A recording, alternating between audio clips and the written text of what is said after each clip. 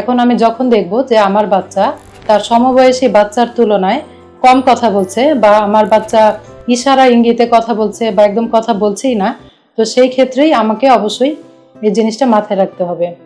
প্রথম যেটা আমি বলবো যে বাচ্চাদের স্ক্রিনিং টাইমটা কমানো।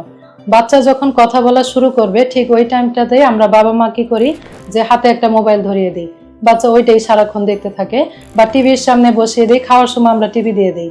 বাচ্চা ওই যে একটা জিনিস পাচ্ছে, ওটা তার জন্য একটা ওয়ান ওয়ে কমিউনিকেশন। সে বারবার হচ্ছে ওটা দেখছে, কিন্তু সে যে তার মনের ভাব প্রকাশ করবে সেটা সে পারছে না। এই কারণে বাচ্চার মেজাজ অতিরিক্ত খিটখিটে হওয়া, চঞ্চল হওয়া, চোখে চোখ রেখে কথা না বলা, জেদি হওয়া, এইসব বিষয়গুলো বেশি করছে, এবং দেরিতে কথা বলাটাও তার জন্য খুব প্রকট হয়ে দাঁড়াচ্ছে। বাচ্চাদের সাধারণত 3 বছর বয়সের মধ্যেই 90% ব্রেন ডেভেলপমেন্ট হয়ে যায়। এই সময়টা আমি যদি তাকে সময় না দেই, তার নির্দিষ্ট ডেভেলপমেন্টের জন্য আমি কোনো কাজ না করি, তাহলে দেখা যাচ্ছে আমার বাচ্চা দেরিতে কথা বলবে, বা আদৌ আমার বাচ্চা কথা বলবে কিনা সেই ব্যাপারে সন্দেহ আছে।